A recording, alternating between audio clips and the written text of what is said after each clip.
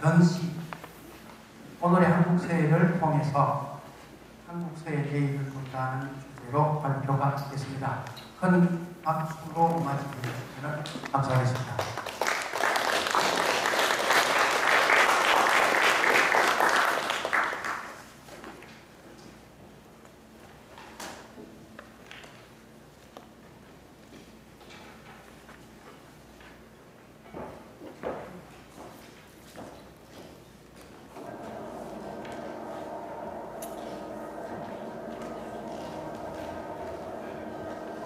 네, 전북대학교 김병기입니다.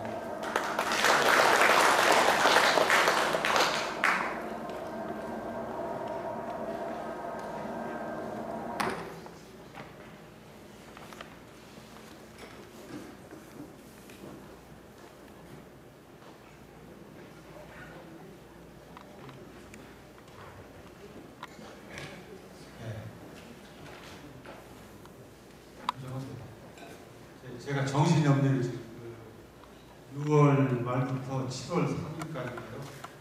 출장을 나왔어요. 도남부 소환청.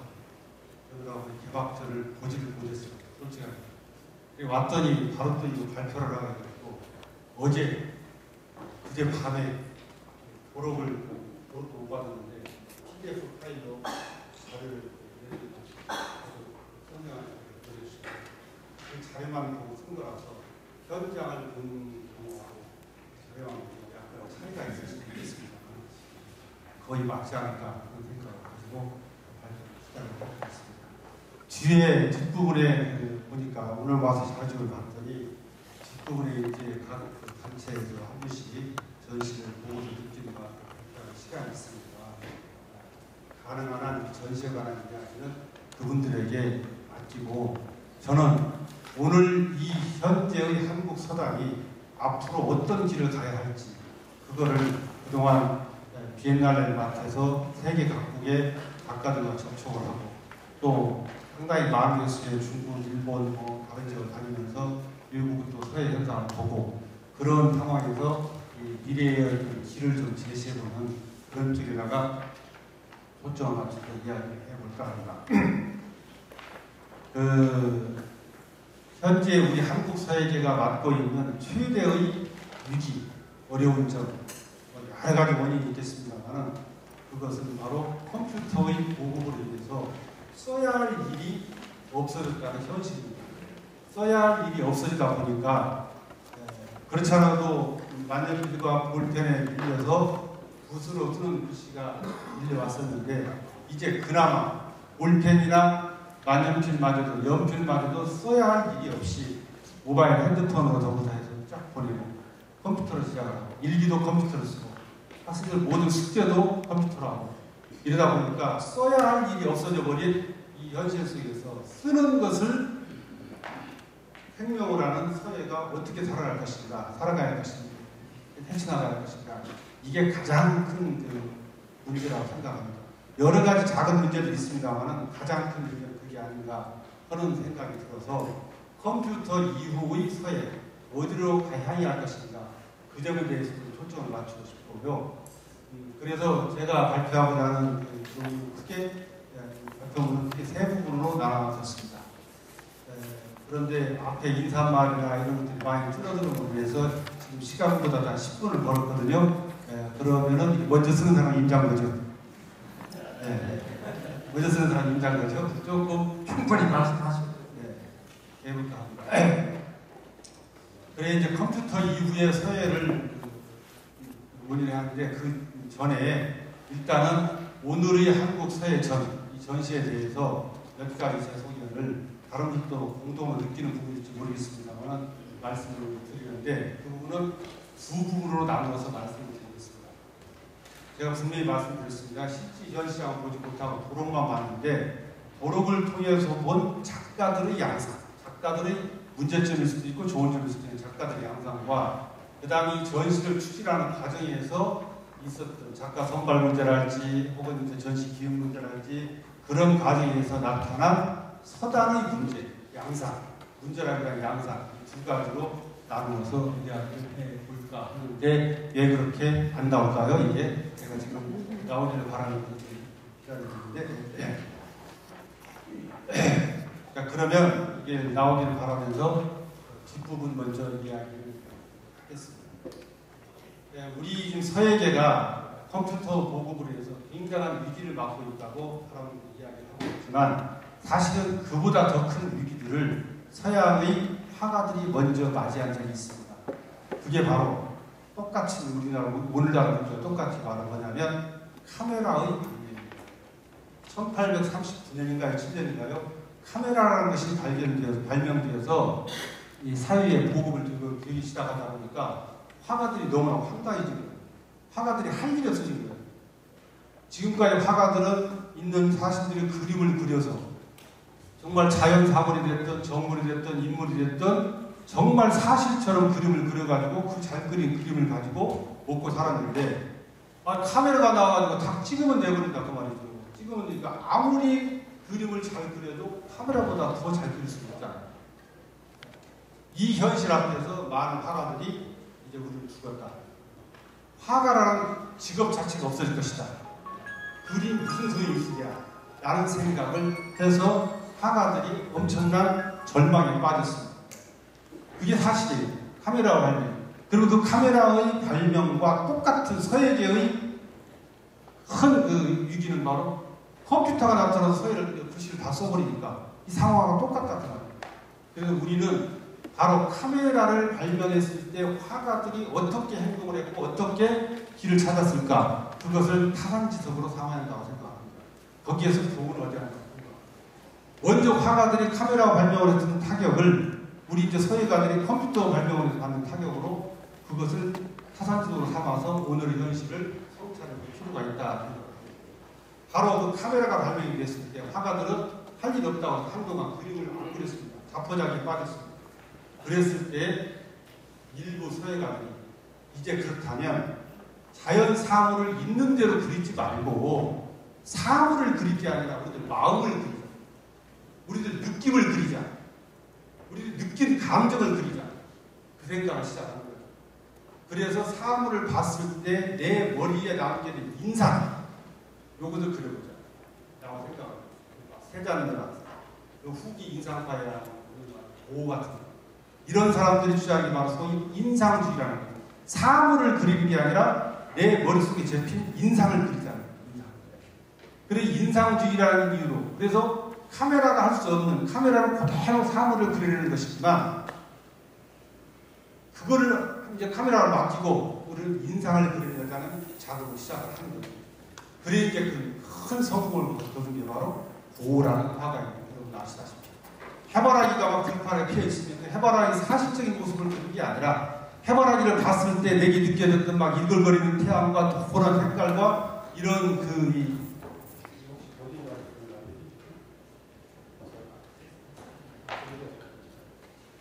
그런 그 해바라기나 이런 모습들을 보면 인상을 그리기 시작합니다. 인상을 그리기 시작합니다. 그 사람들이 그걸 보면서 사물을 그리는 것보다도 더 감동을 주네 하는 느낌을 받기 시작을 했습니다. 그래 인상을 점점 해오다 보니까 사람들이 이제 생각이 이런 것도 나타나기 시작합니다. 네덜란드에 갔더니 튤립밭이 쫙 있더라고요. 가서 봤더니 튤립 하나하나는 전혀 눈에 들지 않고 또 파란색만 보이더라고요. 네덜란드에 가서 튤립밭을 봤는데 내 머릿속에는 튤립의 모습이 하나도 없고 노란색만 있는 거예요. 화폭에다가 노란색만 쫙 칠해놓은 거예요. 한편으로 고개를 돌려봤더니 이제는 빨간 튤립이 있어야 하고 빨간 튤립만 쭉 있는데 그게 튤립 하나는 보이지도 않고 전부 다 빨간색만 보이는 거예요. 이렇게 빨간색을 칠해놓은 거예요. 소위 말하는 색채추상이라는 것까지 아주 단순하게 간략하게 색채추상으로까지 발전됩니다. 인상이라는 거예요. 크리스마스가 뭡니까? 이해가 가냐고요. 이해가 가야 크리스마스도 오고 새해도 밝아오고. 근데 왜 안 웃으세요? 나연 선생님 왜 웃으세요? 그냥 벌벌 좀 하지. 크리스마스가 옵니까? 네. 바로 그런 이제 인상을 그리기 시작했다. 그러다 보니까 그 인상 속에서 사람들이 또 생각을 합니다. 글쎄 내가 나연 선생님을 바라보는 순간에 하늘 선생님을 바라보는 순간에 내 머릿속에 떠오른 인상이 한 가지가 아니라는 거죠. 동시다발적으로 그냥 하나 선생님, 이동 선생님만 바라보다 보니까 노무현도 생각났다, 박정희도 생각났다, 별사람이 다 생각해. 동시에 막 생각나는 거예요. 네?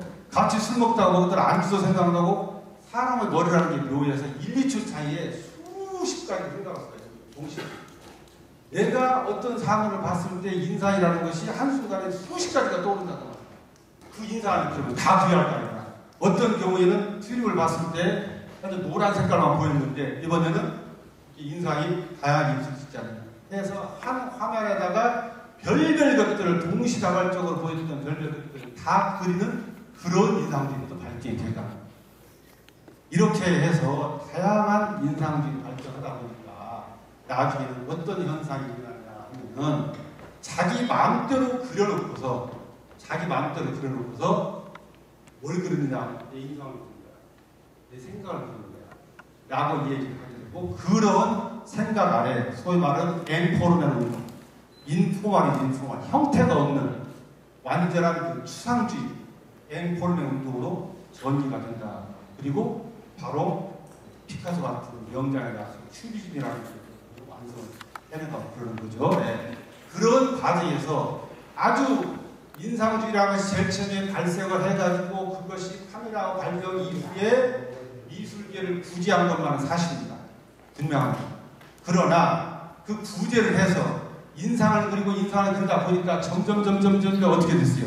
사람들이 믿을 수 없는 것을 그리기 시작하는 거죠. 그림이라는 것이 너도 보고 나도 보고서 그려야 할 텐데 화가가 내 마음대로 그려놓고 내 인상이야 하기 시작을 했다. 그러다 보니까 부정적인 현상으로서 사기성 작가들이 나타나기 시작했습니다. 제 마음대로 그려놓고서 제목만 멋지게 붙이는 거예요. 드림 2017. 아무렇게나 막 그려놓고서 꿈 24. 많잖아요, 그런 그림들. 네. 그런 그림을 그리기 시작했다.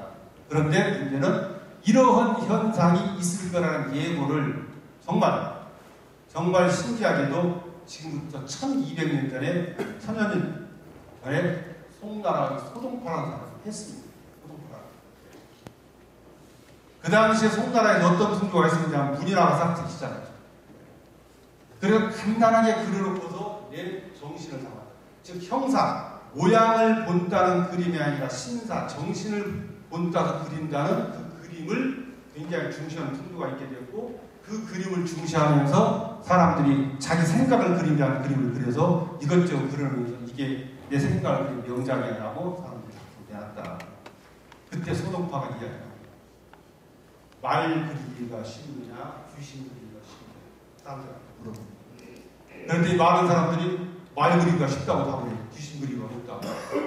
근데 소동파가 얘기합니다. 귀신 그리기가 훨씬 쉽고 말 그리기는 붙여버려요. 왜? 귀신은 너도 본 적이 없고 나도 본 적이 없고 네 맘대로 그려놓고 이게 귀신이라면 귀신이 돼요. 그러나 말은 너도 봤고 나도 봤기 때문에 말이 말답지 않으면 말을 아니다. 그러면서 소동파라는 사람이 이야기를 합니다. 무릇 세상을 속여서 이름을 얻고자 하는 사람들은 대부분 다 형태가 없는 것에 의지하려고 한다. 라는 명언을 합니다. 그래서 아무리 신사 정신세계를 그린 그림이라고 하더라도 상미와 상형, 상식적으로 생각할 수 있는 이치와 상식적으로 생각할 수 있는 형태를 벗어나면 그것은 사기이다 라고 하는 명언을 소동파가 이미 1000여 년 전에 해놨다는 겁니다. 그런데 인상주의에서부터 큐즘까지 이른 다음에 그 말패 현상이 오늘날 현대 미술이라는 일말에 분명히 나타나서 결국 오늘날 예술계에서 어떤 현상이 나타납니까? 아주 노골적으로 한 얘기 있지 않습니까? 예술이 사기다. 예술이 사기다. 나보고 있지 않습니까? 그런 현상이 나타났다. 자, 그래서 조금 정리를 하자면요. 카메라의 발명 이후의 서예가 갈 길이 아니라 회화가 갈 길이 없다 보니까 그 갈 길을 찾기 위해서 인상주의라는 새로운 이론을 도출해서 정말 20세기 회화에 커다란 반향을 일으키고 큰 성과를 이룬 건 사실이지만 그 말패 현상으로 오늘날 같은 예술이 혼탁한 상황에 이른 것 또한 사실이다 라는 것이 제가 그냥 입만 가지고 얘기한 중간 이야기입니다. 이제 켜졌으니까 처음으로 돌아오겠습니다. 지금 방금은 이제 중간입니다. 중간으로서 기억해 주시고 처음으로 갔다가 중간 다음은 중간 빼고 그다음 끝으로 가겠습니다. 그럼 이 얘기가 거의 다 되겠죠? 네.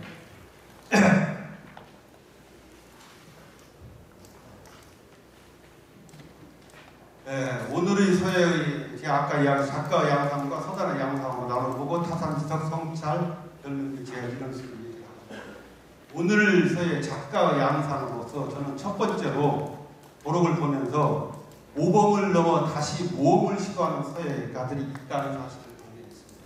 모범적으로 지금까지 잘 해왔는 작가들인데 다음 작가들인데 그 작가들이 다시 꼭 모험을 하고자 하는 그런 열정을 가지고 하는 작품들이 있었습니다. 저는 이 작품이 좋다 나쁘다를 떠나서 뭔가 새로운 모험을 하는 작품이라고 생각을 하고요. 이 대나무 특징이 바로 여러분들 아시지 않습니까? 능원지기, 구름을 올라가는 그런 기상. 근데 이거를 그야말로 어떤 약간은 서양 회화적인 기법, 그러면 그야말로 담양에 있는 대나무 숲에 가서 이 하늘을 바라보는 이런 모습이 보여요. 근데 이런 어떤 새로운 시도를 하지 않을까 하는 생각을 좀 해보고요. 그 다음에 아주 오늘 와서 봤더니 저는 도록만 봤을 때 오늘 와서 잠깐 봤더니 속습니다거든요. 이 작가도 한동안 작품 활동을 안 하시거든 반지를 봤으니까 계산으로 되어 있어서 계산을 하신 작품을 내시는 것 같은데 난초와 돌을 이렇게 시도하는 것 상당히 재미있는 작품이라고 생각을 해서 모범을 넘어서 다시 모험을 시도한 서예가라고 생각을 해봤고요. 이 작품도 또한 그러한 작품으로 봤습니다. 제가 지금 얘기하는 것은 작품이 좋다 나쁘다가 아니라 이런 어떤 모험성이 있다 하는 예를 들어봤습니다. 그 다음에 두 번째 작품으로서는 제가 또 이름을 붙여봤습니다. 성장에서 성숙으로 이어지는 작품. 이게 사실은 우리 한국 서단에 굉장히 필요한 현상이라고 생각합니다. 왜? 서양 미술에서 봐왔던 그런 작품 어떤 가치성, 심지어 어떤 작품이 사기다라고 얘기를 해보는 상황에서 우리가 서열을 어떻게 살려할 것인가 하는 문제에서 본다면 형의 변화도 매우 중요하지만 형의 변화를 밑받침할 수 있는 인문학적인 소양과 인문학적인 그런 상황이 굉장히 중요하다고 생각이 드는데 저는 도록을 통해서 이 작품에 있는 이 발문을 여기에 있는 분을 다 읽어보면서 이 작품은 정말 뭔가 성장을 한 다음에 성숙으로 무르익고 가는 그런 작품이라는 생각을 좀 해봤습니다. 그 다음에 이런 작품도 발문을 읽으면서 그런 생각을 해봤고요. 이 작품도 글씨의 필연면에서도 그렇고 나름대로 제 느낌으로는 성장에서 성숙으로 이어지는 작가라고 생각을 했습니다. 물론 이 위에도 많은 작가들이 있습니다. 이 앞에서 제가 조금 이 얘기를 길게 하는 까닭은 다음에는 이 작품을 좀 보여드리고 싶어요. 제 작품입니다. 죄송합니다. 네. 그런데 제가 이 작품을 제가 잘 썼다고 해서 내보이는 게 아니라 이 시대에 우리 사회가 가야 할 길 중에 중요한 길을 하나가 바로 인문학적인 영역을 확대 넓혀 나가야 한다고 생각합니다. 저는 중국에 상당히 많이 가르칩니다. 그리고 우리 한국의 사회가들과 함께 가려고 합니다. 가가지고 중국 사회가들하고 교류를 하다 보면 많은 분들이 경험을 했을 거예요. 필이라는 것을 합니다. 양쪽에서 대표들을 나와가지고 식상 따라보면서 글씨를 써보고 서로 교환을 합니다. 자, 그때 우리 한국에서 간 서예가들이 하는 모습들을 보면서 상당히 답답합니다. 중국 서예가들은 물론 자기 나라 말이니까 그러겠죠. 중국 서예가들은 그 분위기, 그날 학술대회에 있어서 그날 학술대회에 한 그 분위기에 맞는 식구들을 택한다든지 지인다든지 해서 그 분위기를 묘사하는 글을 멋지게 쓰고서 이런 심정을 내가 표현했다라고 얘기해요. 근데 우리 서예가들은 그 분위기에 맞는 식구자라는 생각을 못 해내요. 솔직한 얘기. 그리고 지어내기는 그냥 그 식구자를 하나를 못 찾아내요. 그러다 보니까 그냥 지금 어떤 분위기인지 어떤 상황인지도 무시한 채 자기가 평상시에 익히 써오던 구절, 보구절 그냥 쓰고 만다. 이건 생명이 없는 거지. 그리고 전시를 할 때 작품을 내락해서도 내락했을 때 그 작품을 쓸 때 이 시대가 지금 어떤 상황인가, 어떤 시대인가, 대통령이 바뀌는 시기인가, 아니면 강원이 들어가지고 국민들이 고탄에 빠진 시기인가, 이걸 봐서 작가가 시대를 반영해야 한다면 유형적인 형태만 가지고 시대를 반영하려는 게 아니라 이왕에 글이라는 걸 쓰니까 그 글구에 서재 하나를 택하더라도 내가 일상 평상시에 익숙하게 쓰던 그런 구절을 택할 게 아니라 정말 사회의 상황을 반영할 수 있는 그런 서재를 택한다 한다면 훨씬 공감을 일으키지 않을까 그런 생각을 저는 해봅니다. 그런데 아쉽게도 이번 전시에 그런 작품들이 정말 많이 나오지 않았습니다. 저는 나름대로 이 작품을 쓰면서 그런 생각, 정권도 바뀌었다, 세상이 바뀌었다. 그런데 제일 정말 염려되는 상황, 이상하다는 생각을 했습니다. 대통령이 좀 마음씨가 좋은 것 같아요. 지금 현재 대통령이 제가 잘 모릅니다만. 그래서 많은 사람들을 복지로 대통령도 그러려고 같아요. 그런데 자칫 잘못하면 이것이 많은 사람들이 좋다는 대로 가다가 중무정치에 빠지면 어떨까. 많은 사람이 좋아한다 해서 꼭 옳은 건 아니지 않습니까? 그런데 그 얘기를 이미 한나라 때 사기를 쓴 사마천이 했거든요. 천 사람이 낙낙하는 얘기, 낙낙이라는 말은 이 낙자는 그러할 낙자입니다. 그래 맞아 그래 좋아 라고 하는 거. 천 사람이 낙낙하는 말이 불여 본문만 보다가 한 선비가 악한 이게 바른 길이야 라고 주장하는 한 선비의 그 말은 못하다는 말을 했다. 이 시대에 정말 필요한 말은 이런 말이 아닐까 생각을 하면서 이 작품을 이거를 써놓고도 그거를 한글로 풀려다가 이것 우리의 좋은 시조라는 그 형식이 있지 않습니까? 그래서 이거를 시조 형식으로 번역을 해봤습니다. 천 사람 좋단 말이 만 사람 이롭단 말이 한 사람 의로운 선비 옳은 말만 못하리니 사사 욕심을 내려놓고 옳은 길을 따라가세요. 이렇게 한 시조로 바꿔 써보고 그 다음에 그 옆에다가 반문을 통해서 제가 왜 이 작품을 했는지를 써보면서 여기서 연암 박지원 선생님이 얘기했습니다. 연암 박지원 선생님이 뭐라고 했냐면 한 선비가 책을 읽으면 그 책의 효과가 온 세상에 퍼지고 그 책을 읽으면서 싸우는 공부는 만세에 이어진다는 말을 했습니다. 즉 세상을 바꿔놓는 것은 정치가인 것 같아도 장군인 것 같아도 사실은 선비입니다. 이 세상을 지금 민주주의라고 생각하고 자본주의라고 생각하고 사회주의라고 생각하고 바꿔놓은 것은 아담 스미스하고 마르크스 두 사람이었습니다. 두 사람이 선비들이라는 체감건들이 지금 근 100년 이상은 이 세상을 지금 지배하고 있습니다.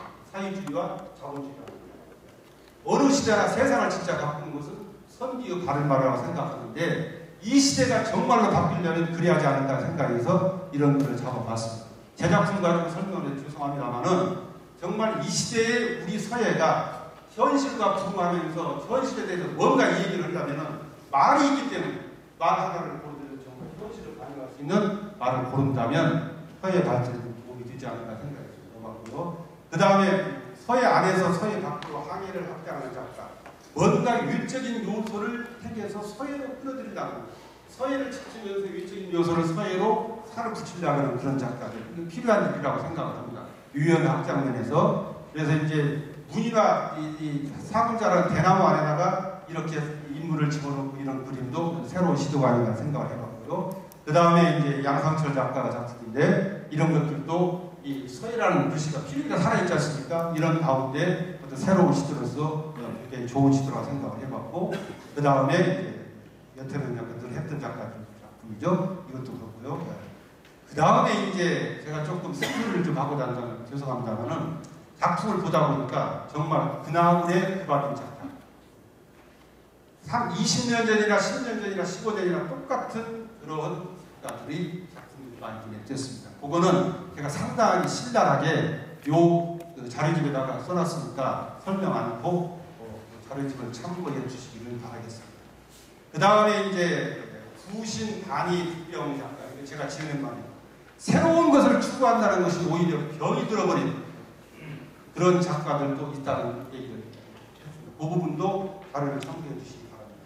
그 다음에 서단의 양상, 이 문제는 한글 자료집을 가지고 조금만 같이 보시면서 저는 구조로 설명을 하겠습니다. 제가 비록 짧은 시간에 썼지만 머릿속에 기억을 하고 있으니까. 첫 번째, 작가 선발을 붙여있습니다. 작가를 쭉 보면서 정말 이 작가들이 한국의 현재를 대표하는 작가들인가 하는 문제들을 조금 생각을 해봤는데요.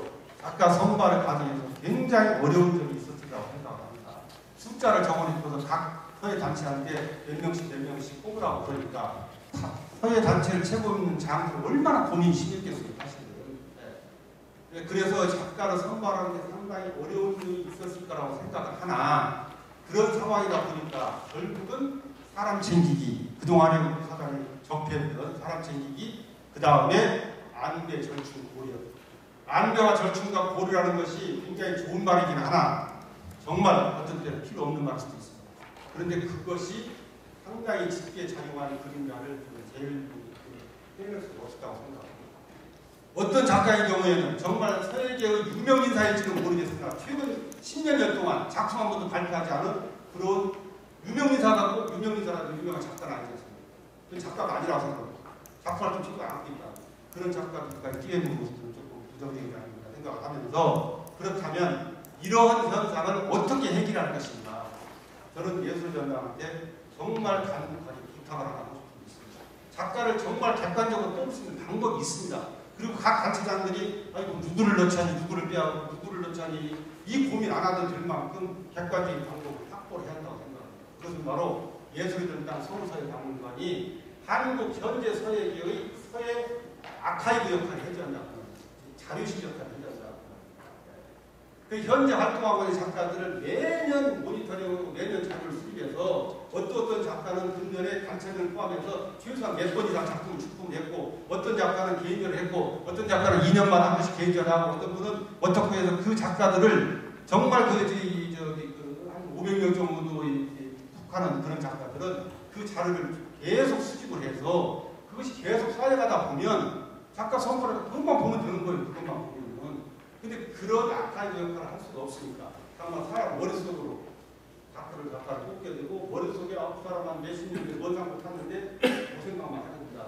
그래서 작품 활동을 별로 하지 않는 작가들이 작가를 뽑히는 경향이 있습니다. 빨리 자료실 역할을 할 수 있는 아카이브, DB 작업을 하고 아카이브 역할을 할 수 있는 그런 것을 예술전당에 빨리 구축을 해야 한다고 생각합니다. 그런데 한국연구재단에는 기관이 있습니다.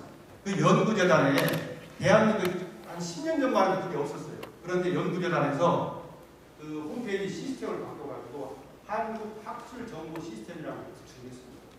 그래서 연구 논문을 쓰는 사람들, 연구야로 종사하는 사람들은 논문이든 저서든 평론이든 저널이든 이 쓴 거를 전부 다 스스로 등록하게 돼 있어요. 시스템에. 스스로 등록해가지고 자신의 연구 업적이 쫙 쌓이게 돼 있어요. 그래서 검색어 몇 개만 치면 뭐가 싹 나오게 돼 있어요. 그러다 보니까 그걸 객관적으로 사람을 어느 분야에는 누구, 어느 분야는 뭐뭐뭐 이렇게 얼마든지 찾을 수 있습니다. 이제 시대가 어느 시대입니까?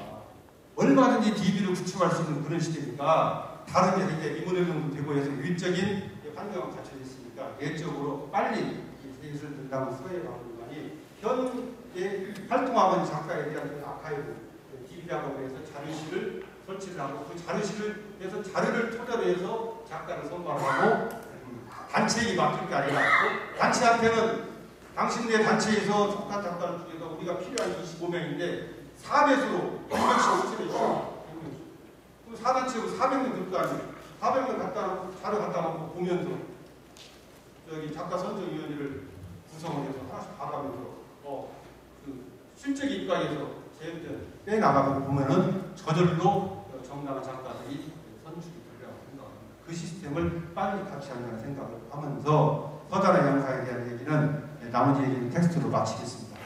그 다음에 타산지석 부분 아까 이야기를 했습니다. 카메라 발명 이후에 서예들 화가들이 얼마만큼 어려움을 겪었는지 그래서 바로 이런 것들이죠. 숲속의 점심인가요? 이런 작품들이 인상이라는 거예요. 실제로 옛날 그림을 그린다면 숲속에서 이런 발광스러운 여인들을 그릴 일이 없죠. 그런데 남자 신사들이 혼자는 저 숲에서 점심을 먹고 있지만 머릿속으로는 저런 생각할 거야. 이렇게 그림을 그리기 시작했다. 등 이런 인상들, 피카소 작품들.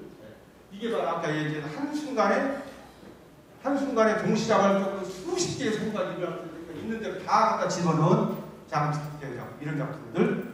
그 다음에 아까 내가 보는 인상이 빨간색밖에 없죠. 그다음에 저렇게 전략화시킨 작품들. 그 다음에 이제 나중에 이제 소위 말하는 팝아트나 배감성 저런 식으로 나오죠. 그러다 보니까 그런 앵포르벨 현상을 추상 미술의 영향을 받아서 서예계에서도 일본에서 소위 말하는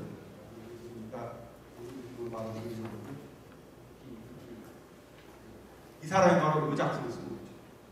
이 상파울로 비엔날레에 동교라는 작품을 써서 냅니다. 이 작품. 근데 이 작품은 본래 유명한 작품이 아니었어요. 그냥 비엔날레에서 현대 미술 한 분야로 이 작품을 내라 하니까 대지마유키라는 사람이 이 작품을 냈어요. 냈는데 미국 기자가 그 작품을 보면서 지나가다가 혼잣말처럼 이 얘기를 한 거예요.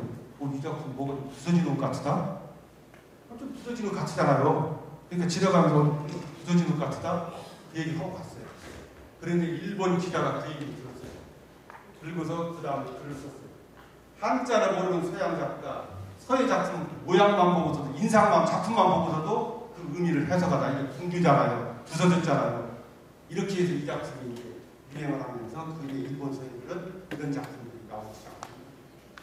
사실은 이렇게 이런 작품 나오기 시작하면서 사실 일본 서예가 올라오기 시작하는 건데, 이런 작품. 그래서 카메라 발명 이후에 회화와 세로를 출리를 위해서 이렇게 했어요.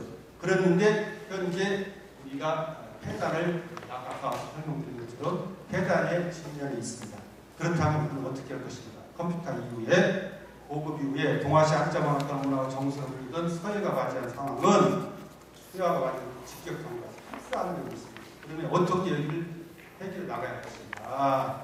바로 그 문제에서 저는 카메라 발명 이후 도태우 위기에 이르던 회화가 주축했을 때 인상주의라는 이즘을 주창함으로써 이 세계문의 사람으로서 한 세기 이상 풍미했듯이 이제는 컴퓨터 보급 이후 도태우 위기에 취한 서예가 나서서 동아시아 한자문화권 특히 한국의 정신문화를 중심으로 세계를 향해 새로운 문예사진 즉 이즘을 인상주의 이후에 어떤 아니 세계 지금 문화 조류라는 게 없잖아요. 모더니즘 이후에 조류라는 게 없잖아요. 모더니즘 이후에 조류가 있습니까? 있는데 그 현상을 말할 수 없으니까 모더니즘 또 아니면 이상하니까 거기다가 모더니즘 이후의 조류라는 이유로 포스트란 말만 붙여갖고 포스트 모더니즘이라는 말만 쓰고 있잖아요. 그리고 포스트 모더니즘 이후에는 새로운 이즘이라는 게 없잖아요. 그렇다고 한다면 이제 한국 서예가 나와서 새로운 이즘을 주창하고 나설 필요가 있다. 그러기 위해서는 우리는 서예로부터 더 이상은 실용적 서사가 아니라 순수한 예술서예. 왜 실용은 다 뭐 누가 아니까 컴퓨터가 아니까 예술서예로 거듭나야 한다는 생각을 합니다. 그래서 그렇게 하기 위해서는 그렇게 하기 위해서는 이제 예술이라는 개념 자체를 바꿔야 한다고 생각합니다. 기존은 이 부분이 굉장히 중요한 부분입니다. 기존의 서양에서 모든 세계의 예술을 정의할 때 예술이라는 정의와 예술의 가치 기준을 판단하는 어떤 것은 서양에서 제일 정의해놓은 예술이라는 개념을 가지고 판단했습니다. 서양 사람들. 동양 사람들이 정해놓은 예술이라는 개념은 20세기의 세계 예술에 아무런 영향도 사실 끼치지 못했다 할 정도로 예술의 개념적인 영향을 끼치지 못했습니다. 자, 그러면 서양 사람들이 예술의 가치, 소재, 예술은 바로 이런 가치를 가져야 한다라고 했던 것은 바로 어떻게 보면 많은 것이 지나고 변함이 나타납니다. 예술은 둘이 필요가 없다. 저 사람보다 내가 나하고 달라야 한다. 어느 분이 달라야 한다. 소위 말하는 변화 지상주의. 변화가 있어야 한다. 그리고 어떤 작가들은 변화 강박주의에 빠져서 변화를 해야 한다는 생각을 해왔다. 그런데 동양의 서예는 그렇지 않습니다. 변화가 중요한 게 아니라 변화만을 본다면 왕이제 글씨나 한석도의 글씨나 변화 없어요. 그게 그 근황을 도토리 기재기 란게 허리뚫리 똑같아요 사실. 권모양으로는 추산세의 글씨나 이제 권돈의 글씨나 그야말로 비슷해요. 안평된 글씨나 조명 글씨나 똑같아요. 그러나 두 작가를 각각을 다 인정하는 이유는 바로 위적인 변화 문제가 아니라 내 안에 들어있는 내향 문제라고 합니다. 한국 각중앙연구원에 있는 낙선재건 한글 소설 백기 서사단으로 베끼는 작품들을 보세요. 나는 무차 얘기를 하지만 그 작품들을 보다 보면은 눈물이 날라오고 눈물이 날라오고 어떻게 이렇게 썼습니까? 그 성스러운 일 그냥 어떤 도에 진입한 정지가 아니라 그 글씨는 큰 것을 내려놓은 물같이 담다운 마음으로 돌아간 상봉이 있은 성스러운 글씨, 성스러운. 근데 그것을 변화와 관점으로 본다면 낙선교령이나 뭐라 다 똑같아요, 그게. 뭐가 달라요? 다 똑같습니다. 그래서 한글 서예가 서양 사람들한테 별 부리는 예술성이 없는 작가들이라고 현대 미술의 예술 개념으로 봤을 때 예술성이 없는 작품을 한동안 무시해왔는데 이제는 그 서양의 예술적 관점으로 우리 서예를 진단할 것이 아니라 우리가 가지고 있었던 본래의 예술을 보는 관점 우리가 최고 예술을 썼던 관점은 바로 뭐예요? 서건기 문자예요.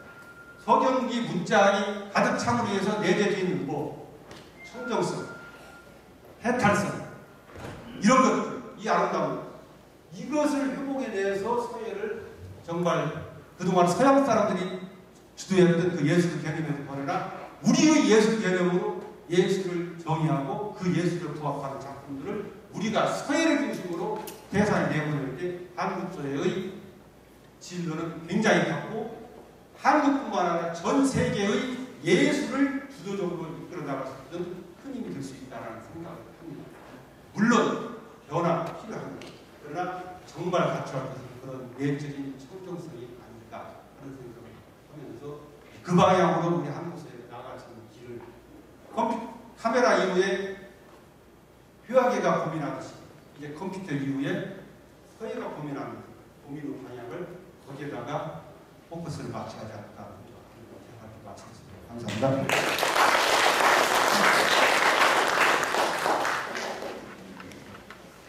예, 김병기 교수님께서 예술의 정의 자체를 바꿔야 된다 말씀하셨습니다.